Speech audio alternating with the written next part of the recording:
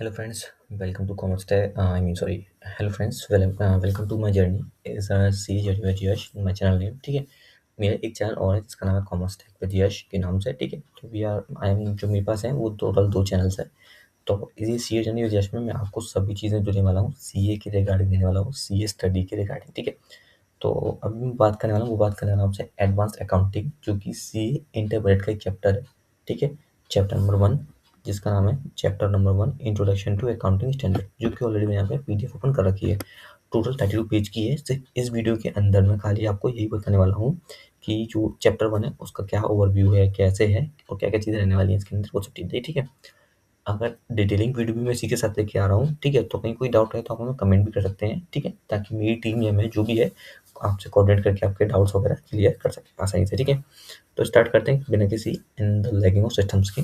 जैसे कि हम जानते हैं हमारा पहला चैप्टर है इंट्रोडक्शन टू अकाउंटिंग स्टैंडर्ड. हम इसमें जानेंगे कि क्या अकाउंटिंग स्टैंडर्ड है, क्यों है, वाई इज इट.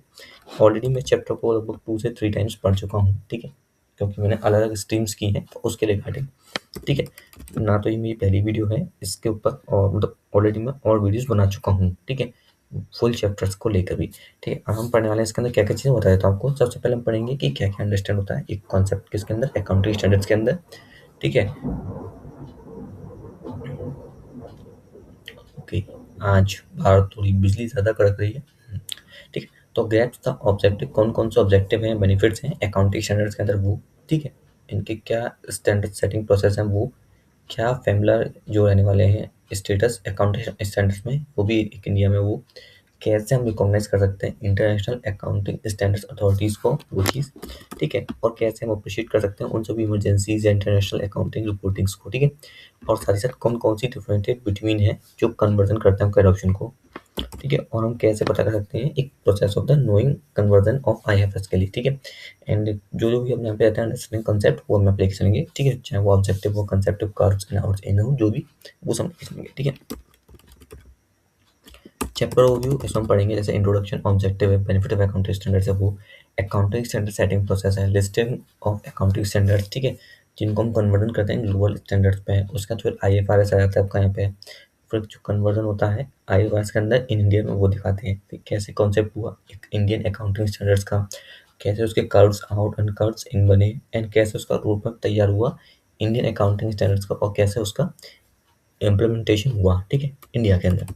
तो वो चीज़ें रहने वाली है. ठीक है, जनरली जनरली आपको पता होगा कि जो गैप कहते हैं हम, जैसे हम कहते हैं गैप एक प्रिंसिपल्स हैं, तो उसे कहते हैं जनरली एक्सेप्टेड अकाउंटिंग प्रिंसिपल्स. ठीक है, तो गैप का मतलब होता है generally accepted accounting principles, generally accepted accounting principles. ठीक है, इसे हम जो रेफर करते हैं कॉमन सेट के हिसाब से, क्योंकि इसमें जो है कुछ प्रिंसिपल्स होते हैं, कुछ स्टैंडर्ड्स होते हैं, कुछ प्रोसीजर्स होते हैं. ठीक है, हमारे जो बिजनेस होते हैं उसको रिपोर्टिंग करने के लिए. ठीक है, जब भी हम अपने फाइनेंशियल स्टेटमेंट रेडी करते हैं तो उस समय में गैप का अच्छे से ध्यान रखना होता है. ठीक है, तो गैप का हमें अच्छे से ध्यान रखना होता है.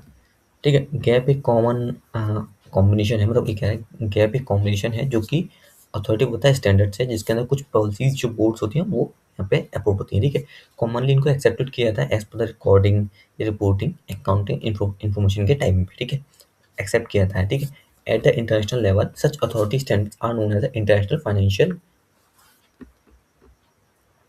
अब ये पे कह रहा है कि कुछ लेवल पे जो इंटरनेशनल लेवल है वहाँ पे भी इनको लिया जाता है एज पर द आईएफआरएस के नाम से जानते हैं मेनी प्लेसेस में इंडिया में.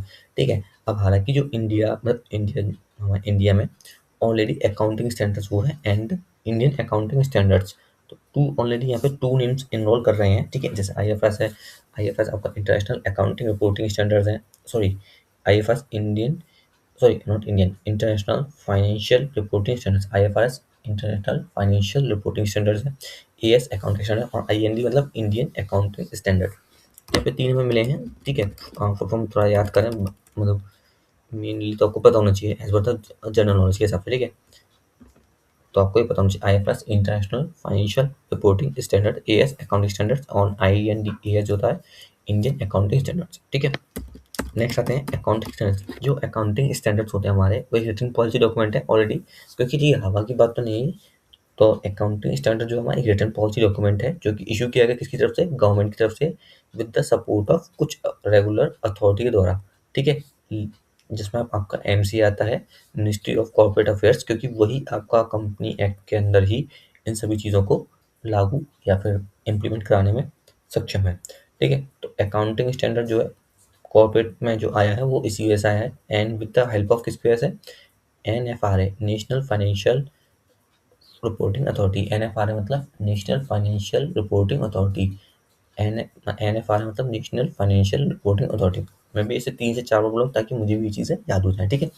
मैं भी आपकी तरह एक स्टूडेंट हूँ, इसी सेम सी इंटीग्रेटेड का, ठीक है? कवरिंग करता है उन सभी एस्पेक्ट को जिसमें हमें ट्रांजेक्शन और फाइनेंशियल स्टेटमेंट को यहाँ पे रखते हैं, ठीक है? टोटल 4 चीज़ होती हैं। पहले हम किसी चीज़ को क्या करेंगे, रिकॉग्नाइज़ करेंगे, मतलब एक पहचानेंगे उस चीज़ को, रिकॉग्नाइजेशन करेंगे उसका, ठीक है? पता करेंगे, उसका उसको मेज़रमेंट करेंगे किस हिसाब से कि ये क्या चीज़ हमारे काम की है भी नहीं है। उसके बाद उसे प्रेज़ेंटेशन में लिखेंगे, मतलब एक प्रारूप तैयार करेंगे, एक फॉर्मेट तैयार करेंगे। उसके बाद उसे उसका जो है डिस्क्लोज़र तैयार करेंगे कि हाँ, ये अब ये ओके है, इसे हम अब इसे कर रहे हैं। तो सबसे पहले हम क्या करते हैं, रिकॉग्नाइज़ करते हैं। हम सिंपल तौर पे अगर मान लो हम कोई चीज़ खाने के लिए भी गए हैं या कुछ खा रहे हैं, तो पहले हम देखेंगे कि हाँ, ये चीज़ हमारे खाने की है या नहीं है। ठीक है? दूसरा मेज़रमेंट करेंगे कि भाई क्या वो हमारे ऊपर सूट करेगी, नहीं करेगी, खाने का पता चला रिएक्शन कर दिया वो। थर्ड, अगर मान लो ठीक है, करती है, तो हम पहले से थोड़ा-सा चखेंगे, कहीं डाउट होता है तो, ऐसा प्रेज़ेंटेशन में। ठीक है? और जब वो हमें लगता है कि हाँ, ये सही है, सब तीनों लेवल सही है ऊपर के, तब हम उसे डिस्कस करते हैं, मतलब उसे ऑर्डर करते हैं और देन हम उस चीज़ को लेते हैं। मतलब एक तरह से एक लेवल पे लेवल होता है। पहले हम क्या करते हैं, उस चीज़ को रिकॉग्नाइज़ करते हैं, ठीक है? उसका फिर क्या करते हैं, प्रेज़ेंटेशन सॉरी, पहले हम उसे रिकॉग्नाइज़ करते हैं, उसका मेज़रमेंट करते हैं अपने हिसाब से, उसका प्रेज़ेंटेशन तैयार करते हैं, उसका फिर डिस्क्लोज़ करते हैं। Recognise, measurement, presentation and disclosure. Recognise, measurement, presentation, disclosure. ध्यान रखना, जो आपका फाइनेंशियल स्टेटमेंट्स है, कोई भी ट्रांजेक्शन या कुछ भी होता है, तो वो इन 4 चीज़ों पे चलता है। पहले हम क्या करते हैं, रिकॉग्नाइज, उसका मेजरमेंट, उसका प्रेजेंटेशन, उसका डिस्क्लोजर। आई होप आपको यहाँ तक का कुछ आसानी से समझ में आ रहा होगा, ठीक है? उसके बाद आता है क्या क्या पर्पस रहते हैं एक स्टैंडर्ड के अंदर, जो बॉडीज को प्रमोट करता है, सेटिंग बॉडीज को प्रमोट करता है आपके टाइमली जो यूजफुल फाइनेंशियल इन्फॉर्मेशन है, ताकि वो आपके इन्वेस्टर जो हैं वो, स्टेक होल्डर्स हैं वो, या जो कंपनी की इकोनॉमिक परफॉर्मेंस में काफ़ी इंटरेस्टेड हैं, उनको कुछ चीज़ें आसानी से पता चल जाए, ठीक है? अगर जो सिंगल फर्म जो चलाते हैं इंडिविजुअल, उनके लिए शायद ये चीज़ें इतनी मायने ना हो, बट जो कंपनीज होती हैं उनके लिए बहुत मायने होती है। क्यों? क्योंकि सारा पैसा इन्वेस्टर्स, स्टेक होल्डर्स, यही लोग लगाते हैं। अगर इन्हीं को आपकी चीज़ें समझ में नहीं आएंगी तो ये आपकी कंपनी में पैसा क्यों लगाएंगे? तो उसी वजह से यहाँ पे चीज़ें उसी तरह से यहाँ पे रखी गई हैं। देन आता है आपका यहाँ पे अकाउंटिंग स्टैंडर्ड्स रिड्यूस करता है क्या, अकाउंटिंग अल्टरनेटिव, ठीक है? जो अकाउंटिंग स्टैंडर्ड्स है वो आपको रिड्यूस करता है अकाउंटिंग अल्टरनेटिव प्रिपरेशन को एक फाइनेंशियल स्टेटमेंट्स के अंदर, ठीक है? जो कि इंश्योरिंग करता है, कंपेटेबिलिटी करता है आपको, जो कि आप अपने फाइनेंशियल स्टेटमेंट को कंपेयर कर सकते हैं किसी और कंपनीज के साथ, एंटरप्राइज के साथ भी, या फिर अपने एक ईयर से दूसरी ईयर में कंपेरिजन कर सकते हैं इजीली। ऐसा अकाउंटिंग स्टैंडर्ड यहाँ पे कहता है, ठीक है? अकाउंटिंग स्टैंडर्ड करता है, डील करता है काफी सारे फॉरेन एक्सपेक्ट्स के साथ, जैसे हम उसमें रिकॉग्नाइज करता है अपनी, कोई आपको मैं ऊपर चार चीज आती है, वही चार चीज यहाँ पे डिटेल में दी है। हम रिकॉग्निशन किस चीज़ का करते हैं, इवेंट एंड ट्रांजेक्शन का, मतलब क्या ट्रांजेक्शन हो रहे हैं, कैसा हो रहा है फाइनेंशियल स्टेटमेंट के अंदर, वो उसका मेजरमेंट करते हैं कि ये जो ट्रांजेक्शन हैं वो वाकई में इसके जेनुअली हैं या नहीं है, क्या करना है उसका वो, उसका प्रेजेंटेशन कि उन ट्रांजेक्शन को कैसे प्रेजेंट किया जाए एक फाइनेंशियल स्टेटमेंट में, मीनिंगफुल और अंडरस्टेबल, उसे अच्छे से समझा जा सके। उसका कैसे उसे डिस्क्लोज किया जाए ट्रांजेक्शन को, ताकि वो इनेबल हो किसके सामने, स्टेक होल्डर्स या इन्वेस्टर जो भी हमारे उनके सामने, ठीक है? ताकि वो अच्छे से बिजनेस डिसीजन ले सकें अपने। नेक्स्ट आता है वही चार चीज़ ऊपर, वही चार चीज़ नीचे। तो अब तक आपको समझ में आएगी ये चार चीज़ बहुत मेन है। शुरुआती तौर पे एक अगर मान लो आपका हिसाब से पूछ से क्या भाई आप कैसे क्या करेंगे अकाउंटिंग में, स्टेटमेंट में क्या क्या चीज़ें मेजरमेंट होती हैं, तो आप क्या बता सकते हो मेन मेन चीज़ें वो पहले आप रिकॉग्नाइज करते हैं, उसका बाद उसका मेजरमेंट करते हैं, उसका बाद उसका प्रेजेंटेशन आता है, उसका बाद डिस्क्लोज कर देते हैं, ठीक है? वही चीज़ ऊपर जो थी वही चीज़ नीचे आ चुकी है यहाँ पे, ठीक है? और यहाँ पे आता है ऑल्टरनेट, इसके बेनिफिट क्या क्या है। पहला आता है आपका, आप जो है इसे एज पर ऑल्टरनेट ट्रीटमेंट है ये, मतलब एक मतलब काफ़ी अच्छा है। इसके बाद उसका कहते हैं कि रिक्वायरमेंट कर सकते हैं एडिशनल स्कॉलर पे आप, उसका जैसे आप कंपेयर कर सकते हैं फाइनेंशियल स्टेटमेंट्स को, वो तो पता ही है हमें, ठीक है? तो इसमें यहाँ पे टोटल 3 पॉइंट बताए हमें। तो बेनिफिट्स यहाँ पे लिख दिए। पहला पहला तो ये है कि एक अल्टरनेटिव अकाउंटिंग ट्रीटमेंट है ये।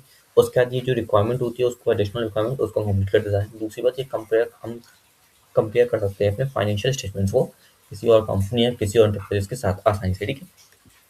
ऐसा इसका कहना है यहाँ पे। नेक्स्ट आते हैं, ये आता है स्टैंडर्ड सेटिंग प्रोसेस।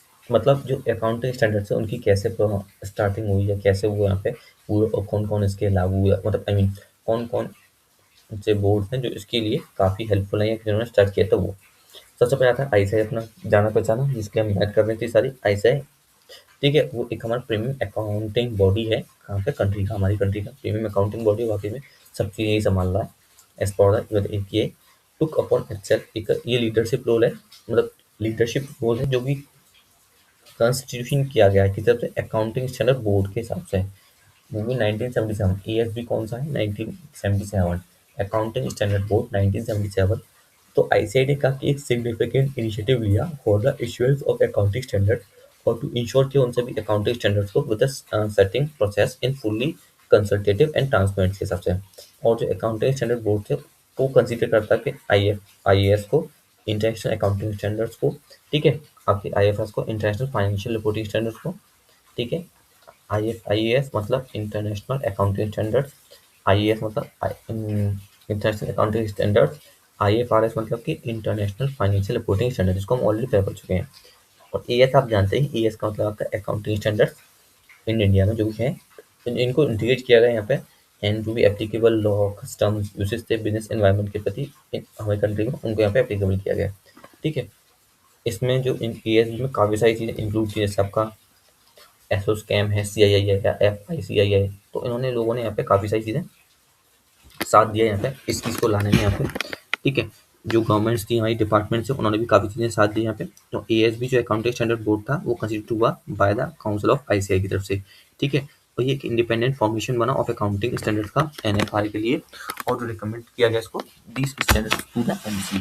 ठीक है, एमसी मतलब मिनिस्ट्री कॉर्पोरेट अफेयर्स, ऑलरेडी हम पढ़ चुके हैं एमसी के बारे में। ठीक है, ministry corporation of affairs has, उन्होंने स्पेल्स मतलब उन्होंने यहाँ पे अकाउंटिंग स्टैंडर्ड्स को एप्लीकेबल किया कंपनीज के अंदर, कहाँ पे, इंडिया में। ठीक है, तो यहाँ पे उन्होंने अपने रूल बनाया, जैसे identify of area, constitution of study, ठीक है, और थर्ड आपका था preparation of draft and circulation और ascertainment views on different bodies on draft, उसके बाद ED finalisation of exposure draft, उसके बाद comment receive and exposure draft and modification of the draft and issue of IAS. मतलब इसकी शुरुआत हुई पहले से, जैसे पहले उन्हें आइडेंटिफाई किया गया एरिया वाइज, उसके बाद उसकी स्टडी एंड ग्रुप तैयार किया गया। ठीक है, देन उसके बाद उसको प्रिपेयर किया जाए, उसका ड्राफ्ट सर्कुलर था वो निकाला गया यहाँ से। उसके बाद उसके ऊपर जो व्यूज थे डिफरेंट बॉडीज के हिसाब से वो यहाँ पे लिए गए, मतलब कि डिफरेंट कम्युनिटीज के हिसाब से, जैसे एमसीए है, ठीक है, और आईएफआर एनएफआर ऐसे जो भी थे, एफआर आई आईएफआरएस एनएफआरए उन सबसे लिए गए। ठीक है, उसका इसका फाइनल मतलब जब उनके व्यूज आए तो उनको फाइनल किया गया एक्सपोजर ड्राफ्ट के हिसाब से। उसके बाद उन पर कमेंट रिसीव हुए एक्सपोजर ड्राफ्ट पे, फिर उसका जो भी चीज़ें रही उनको मॉडिफिकेशन किया और उसका देन उसे इशू किया गया एज पर द एएस में। तो मतलब ये टोटल 8 लाइन्स ऑफ लाइन थी, कैसे कैसे यहाँ पे अकाउंटिंग स्टैंडर्ड्स यहाँ पे आया। वही चीज़ यहाँ पे डायग्राम बताएगी आपको, यहाँ पे सेम सिंपल चीज़ है। ठीक है, और ये चीज़ें तो ठीक है आप अपने हिसाब से कर लेंगे, बट मेरे हिसाब से ज़्यादा मैनुअल ये नहीं है। ठीक है, अब आपको बताता है as per the notified as per the company section 133, company 2013, company act 2013 के सेक्शन 133 के हिसाब से बताया गया कि सेंट्रल गवर्नमेंट था, उसने प्रिस्क्राइब किया था कि जो भी स्टैंडर्ड्स हैं अकाउंटिंग के उनको एडम किया जाए, रिकमेंड किया जाए किसी तरफ से, आईसीआई की तरफ से। वो भी कहाँ, मतलब किसकी तरफ से, आईसीआई की तरफ से, जिसका कॉन्स्टिट्यूट किया था किसने, अंडर सेक्शन 3 के अंदर, वो भी किसके, चार्टर्ड अकाउंटेंट एक्ट 1949 में। ठीक है, तो इन लोगों ने अपना एग्जामिनेशन किया तो इसको लिया गया अकाउंटिंग स्टैंडर्ड को 133 में यहाँ पे ले गया, और 3 सेक्शन में चार्टर्ड अकाउंटेंट एक्ट 1949 में यहाँ पे ले गया। ठीक है, तो इसको रिकमेंडेशन किसने किया था, एनएफआरए। ठीक है, एनएफआरए ने। अब बात आती है यहाँ पे कितने अकाउंटिंग स्टैंडर्ड, यहाँ पे टोटल जो हुआ करते थे 29 अकाउंटिंग स्टैंडर्ड्स हुआ करते थे। इन प्रेजेंट टाइम 27 ही बचे हैं यहाँ पे इस टाइम पे। ठीक है, जैसे हम देख सकते हैं अकाउंटिंग स्टैंडर्ड्स को, तो 29 अकाउंटिंग स्टैंडर्ड जो थे इसमें आपका 6 नंबर का है जो एएस था, एएस 6 जैसे हम कहेंगे, डेप्रिसिएशन अकाउंटिंग, वो विड्रॉन होके किसके साथ आ गया, as 10 property plant and equipment. वहीं आपका जो एएस 8 था accounting for research and development, as 6 accounting research of development, वो कन्वर्ट होकर किसके साथ आ गया, एएस 26 इंटेंजिबल एसेट्स, मतलब दोनों ही एसेट्स थे जो कन्वर्ट होकर आ गए एक टैंजिबल इंटेंजिबल एसेट्स में। आपका एएस 6 डेप्रिसिएशन अकाउंट वो कन्वर्ट हुआ आपका AS6 के साथ, ठीक है, जिसे हम कहते हैं property plant and equipment. And वहीं आपका AS8 जो था accounting for research and development वाले का, तो वो कन्वर्ट होगा किसके साथ, AS26 के साथ, जिसका नाम है इंटैंजिबल एसेट्स। और यहाँ पे आपको टोटल 27 अकाउंटिंग स्टैंडर्ड्स हैं एट टाइम, ठीक है, और जिसको प्रिपेयर और अकॉर्डेंस किया था किसी गैप के हिसाब से, जो है एक्सेप्टेड अकाउंटिंग प्रिंसिपल। और इन रिसेंट टाइम इनमें काफ़ी सारे इम्प्रूव किए भी जाते हैं एज पर द MCA वगैरह उस हिसाब से, ठीक है। तो यहाँ पे आप दिखाते हैं आपको, MC ने नोटिफिकेशन दिया था कब, 30 मार्च 2016 को अनाउंस किया था कंपनीज में। उन्होंने कहा था अपने अमेंड से रूल करो, और उनके हिसाब से उन्होंने यहाँ पे कंपनीज रूल्स तो 2021 जो था नोटिफाइड किया था MC के द्वारा 23 जून 2021 को, वो यहाँ पे ले लिया, जिसमें AS2, AS4, AS10, AS13, AS14, AS21 और AS29 उनको यहाँ पे रिवाइज किया गया, और इंडियन अकाउंटिंग स्टैंडर्ड्स में उन्हें पॉसिबल के साथ लिया गया, लाइन अप किया गया। अब बात आती है यहाँ पे कौन सा अकाउंटिंग स्टैंडर्ड्स कब लागू हुआ, व्हाट इज द एप्लीकेबिलिटी। आपका सबसे पहला AS1 तो था, वो था डिस्क्लोजर ऑफ अकाउंटिंग पॉलिसीज, मतलब जो अकाउंटिंग पॉलिसीज उसको डिस्क्लोज करता है इसमें, तो वो आता है यहाँ पर 1/4/1993। मतलब AS1 बना आपका कब, 1/4/1993 में। उसका आता था वैल्यूएशन ऑफ इन्वेंट्री, जो कि रिवाइज भी हो चुका है, AS2 कैसे कहते हैं, AS2 valuation of inventories, AS2 valuation of inventories जो आया था 1/4/1999 में। उसका थर्ड आता cash flow statement, AS3। AS3 से हम कहते हैं कैश फ्लो स्टेटमेंट, ये आया था 1/4/2001 में। देन आपका आया था AS4, जिसे हम कहते हैं contingencies and events occurring after the balance sheet date, जिसे रिवाइज किया था 1/4/1998 में।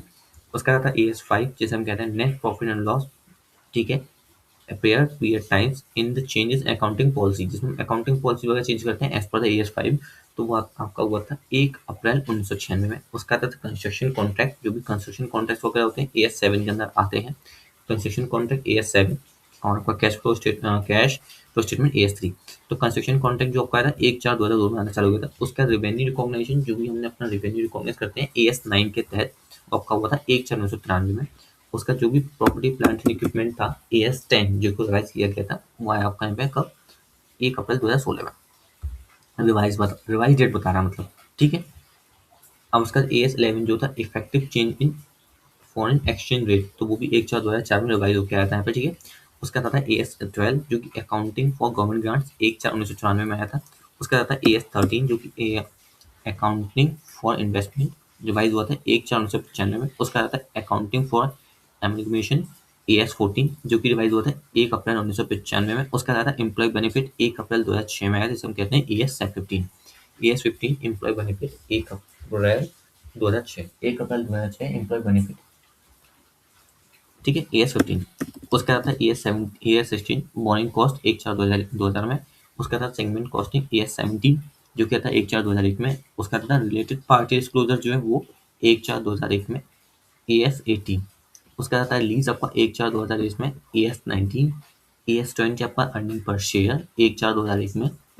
एंड वही AS21 कंसोलिडेटेड फाइनेंशियल स्टेटमेंट 1/4/2001 में। एंड वही आपका AS22 accounting for taxes on income 1/4/2006 में यहाँ पे आपका आया था, ठीक है। उसी के साथ साथ AS23 accounting for investment in associate in consolidated financial statement, वो आया था 1/4/2002 में।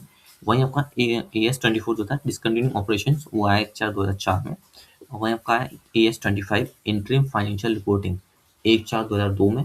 और वहीं इंटेंजिबल एसेट, जिसको कन्वर्ट हुआ था AS26, जो है आपका 1/4/2003 में। और वहीं आपका AS27, ठीक है, financial reporting of interest in joint ventures 1/4/2002 में आया था। वहीं आपका AS28 इम्पेयरमेंट ऑफ एसेट्स 1/4/2008। और वहीं आपका AS29 provision containment liabilities and containment assets revise होकर जो हुआ था 1/4/2004 में आया था। तो टोटल में यहाँ पे टोटल 29 ईयर्स देखे थे, जिसमें से टोटल 27 ही प्रेजेंटली एक्टिव है। तो वो उनकी डेट्स हैं कब कब से वो एप्लीकेबल हुए थे, ठीक है। चैप्टर 4 में पढ़ेंगे यहाँ पे AS1, AS3, AS17, AS18, AS20 and AS24 and AS25। वहीं चैप्टर 5 में हम पढ़ेंगे AS2, AS10, AS13, AS16, AS19, AS26 and AS28। वहीं चैप्टर 6 में पढ़ेंगे हम AS15, AS29। वहीं चैप्टर 7 में पढ़ने वाले हैं AS4, AS5, AS11 and AS22। वहीं चैप्टर 8 में पढ़ेंगे हम revenue based accounting standard AS7 और AS9। वहीं हम पढ़ेंगे चैप्टर 9 में AS12, AS14। और वहीं हम चैप्टर 10 में पढ़ेंगे AS21, 23, 27 और यहीं पे आपका होता है, यहाँ पे चीज़ें यहाँ पे खत्म। मतलब ऑलमोस्ट 10 चैप्टर जो है आपको बिल्कुल अकाउंटिंग स्टैंडर्ड्स के लिए है, एंड बाकी के जो 3 चैप्टर्स हैं वो अलग अलग लेवल्स के लिए है। मैं आपको दिखा भी देता हूँ यहाँ पे ओवरव्यूज के साथ यहाँ पे,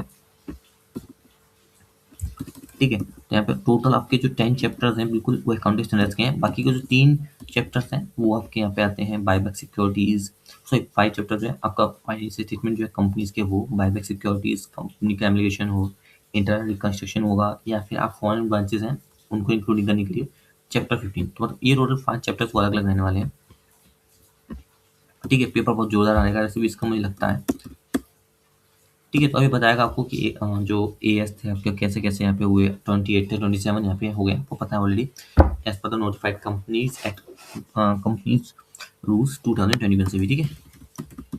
अब आपको बताएगा कि कौन कौन सी कन्वर्जन से जो ग्लोबल लेवल पे स्टैंडर्ड्स में जरूरी थे, जैसे raising funds of international markets, ठीक है, पहले नंबर पे। उसका आता था कंपेटेबिलिटी ऑफ फाइनेंशियल स्टेटमेंट, बिल्कुल आप कर सकते हैं। उसके कंपेटेबिलिटी जो आपने जो कंपेयर कर रहे थे वो चीज़ें ट्रांसपेरेंसी में थी, ठीक है।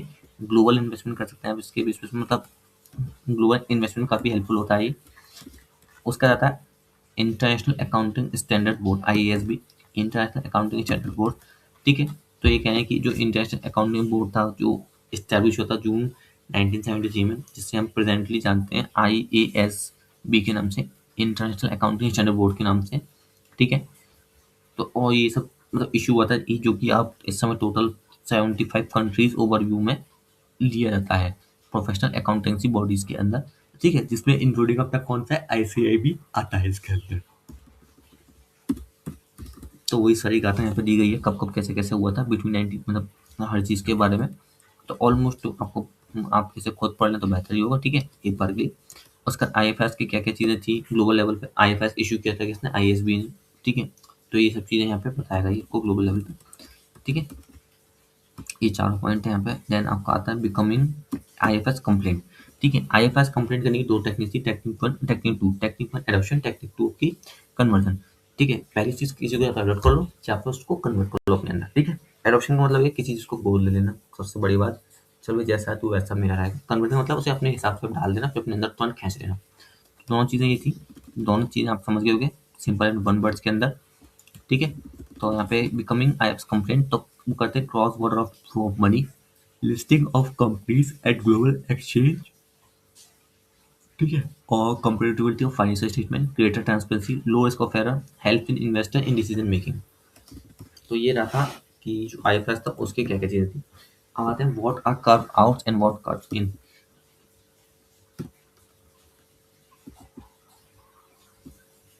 तो क्या है, जो गवर्नमेंट होती है इंडिया, हमारी जो गवर्नमेंट ऑफ इंडिया है, constitution of with ICI decide करता है कि जो कन्वर्जन है उनको नॉट टू अडॉप्ट किया जाए किसमें, IFRS में, बट जो भी इशूड किए गए IASB द्वारा, उन्होंने उनका डिसीजन था कि जो भी कन्वर्जन है रेदर देन अडॉप्शन के अलावा वो हम डिटेल में एनालाइज करेंगे उसको IFRS के साथ, उनकी जो रिक्वायरमेंट होंगी जो एक्सटेंसिव होंगे उसको डिस्कशन के बाद with the various stakeholders के साथ उसका देखेंगे जाएगा। ऐसा उन्होंने कहा था, जिसमें से उनका आया था पहले टर्मिनोलॉजी डिफरेंसेस आए थे वो, उसका उन्होंने कहा था removal of option in accounting principle and practice. Third number पे आया था डिफरेंसेस इन इकोनॉमिक एनवायरनमेंट, उसका जो कि कर्व आउट का कारण था। अब बात आती है कर्व इन में, तो उन्होंने कहा था जो एडिशनल गाइडेंस थी as per the Indian accounting standard, जो भी ओवर अबव द गिवन है IFRS में, उसको term as the carve in में लिया जाएगा, ठीक है।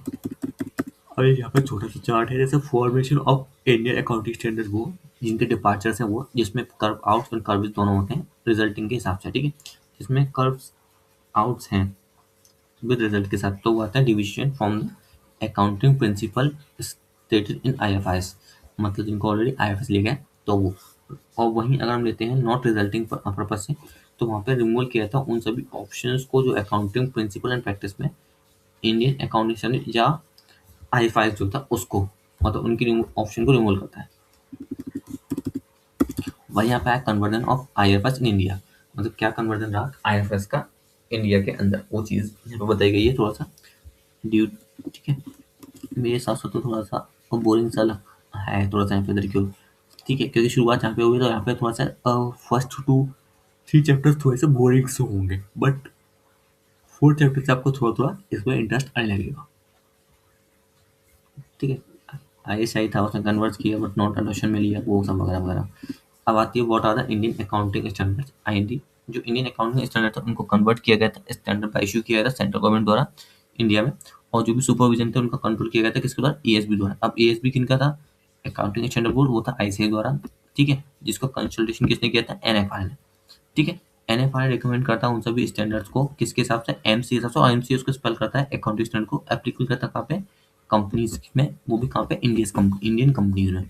अब जो इंडियन अकाउंटिंग स्टैंडर्ड्स है उनका नेम एंड नंबर जो था सेम वे में करस्पॉन्डिंग हो रहा था किसके साथ, आईएएस के साथ। तो हालांकि जो उन्होंने आईएनडीए मतलब इंडियन अकाउंटिंग स्टैंडर्ड्स जो थे उनको आईएफएस के साथ 1:1 अडॉप्ट में लेके उन्होंने खत्म करने की यहाँ पे किया, ठीक है। अब जैसे यहाँ पे आईएफएस का 1 है तो वहीं पे इंडियन अकाउंटिंग स्टैंडर्ड का नंबर 1 का अर्जेंट ने यहाँ पे क्या 101, अगर वहाँ 1 है तो यहाँ पे 101, तो वही सेम चीज़ यहाँ पे बताएंगे, शायद हो सकता है नीचे दे दी उन्होंने, देखो ये लिस्ट ऑफ, ठीक है। अब मान लो यहाँ पे आईएफआरएस यहाँ पे 102 है, तो उन्होंने शेयर बेस्ड पेमेंट यहाँ पे इन्होंने कर दिया इसे क्या, जीएन ग्राउंड, ठीक है। अगर वहीं पे आप मान के चलो कि यहाँ पे 103 है, मतलब 103 मतलब आईएफएस 3 है, तो यहाँ पे उन्होंने कर दिया इसको इसे 103, और जिसे हम कहते हैं अकाउंटिंग फॉर एप्लीकेशन एएस 14। वहीं पे अगर मान लो insurance act, sorry insurance contract है आईएफआरएस 4 में, तो यहाँ पे हमने इसको कर दिया 104, तो मतलब आप समझ पाएंगे उस चीज़ को। यहाँ पे अब आईएफएस 5 था वहाँ पे हो गया 105, ठीक है। तो उन्होंने यहाँ पे क्या था 10 का आगे एक आगे ले लिया, ठीक है, इंडियन अकाउंटिंग स्टैंडर्ड में एज पर द आईएएस और आईएफएस को छोड़ते हुए, और उसी हिसाब से हमारे जो थे इंडियन अकाउंटिंग जो अकाउंटिंग स्टैंडर्ड्स थे यहाँ पे आ गए। आईएएस 1 है तो यहाँ पे 1 हो गया, एएस 1 हो गया आईएएस की जगह, तो वो सब चीज़ यहाँ पे ली। जैसे आईएएस 12 था तो वहाँ पे आईएएस 22 कर दिया गया। आईएफआरएस और आईएएस में दोनों में यहाँ पे डिफरेंसेस किए गए। तो वही चीज़ यहाँ पे बताएगी कि भैया 1 अप्रैल 2016 को मैंडेटरी बेसिस पे किया गया था। उसके बाद जैसे कंपनी जो थी लिस्टेड इन प्रोसेस जिनका स्टॉक एक्सचेंज इन इंडिया या आउटसाइड इंडिया था, जिनकी नेटवर्थ 500 करोड़ या उससे ज़्यादा थी, उसके लिए कर दिया गया। और जो अनलिस्टेड कंपनीज थी जिनकी नेटवर्थ 500 करोड़ या उससे ज़्यादा थी, उसके लिए भी किया गया मैंडेटरी बेसिस पे। और जो पेरेंट सब्सिडीज पे थे या फिर जेबी थे इनके पास, वो भी यहाँ पे उनके लिए भी किया गया। फेज 2 इसका दूसरा जो आया था वो आया था आपका 1 अप्रैल 2017 में मैंडेटरी बेसिस में, जहाँ पे ऑल कंपनी जो लिस्टेड है प्रोसेस स्टॉक एक्सचेंज में या इंडिया के इंडिया से बाहर, बट जो कि कवर ना कर रही है जिसको फेज 1 को, other than company listed on SME, मतलब एसएमई से अलग उनके लिए। वहीं अनलिस्टेड कंपनी जिनकी नेटवर्थ अब 250 करोड़ या उससे ज़्यादा थी बट लेस देन 500 करोड़ से नीचे थी, उनके लिए फेज 2 में आए थे वो सब, ठीक है। अब जो मगर already parent subsidies and associate जो थे वो ऑलरेडी फेज 1 और फेज 2 दोनों में भी चल रहे थे यहाँ पे, ठीक है। तो आप फेज 1 और फेज 2 देखिए, फेज 1 में 500 करोड़, वहाँ पे 500 करोड़ थे दोनों तरफ, वहाँ यहीं पे अब उन्होंने चीज़ें थोड़ी चेंज कर दी फेज 2 में, वहीं पे इसको लेके आ गए 250 करोड़ के बीच में।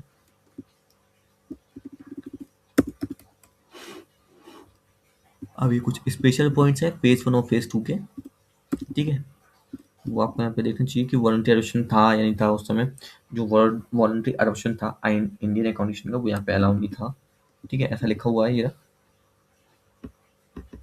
हालांकि ये पहला चैप्टर तो थोड़ा हल्का फुल्का ही है, एंड देन यहाँ पे समरी आ जाती है पूरी जो अपना अब तक करी है उसके बारे में, एंड उसके यहाँ पे एमसीक्यू वगैरह यहाँ पे स्टार्ट हो जाते हैं, ठीक है। अच्छी बात है कि एमसीक्यू के जो आंसर्स वगैरह हैं यहाँ पे दे रखे हैं, एंड वही आप देखेंगे तो थ्योरेटिकल जो क्वेश्चंस हैं तो उनके आंसर्स भी नीचे यहाँ पे प्रोवाइड किए गए हैं, सॉरी यहाँ नहीं दिए गए, किताब के अंदर जो वो दे रखे हैं, ठीक है। तो आई होप आपको चैप्टर 1 थोड़ा समझ में रहा होगा, ठीक है, बट थोड़ा सा ये बोरिंग रहा जानता हूँ, बट आगे के चैप्टर्स में कोशिश करूँगा उनको और अच्छे से कवर करने की, ठीक है। मिलते हैं अपने नेक्स्ट वीडियो के अंदर।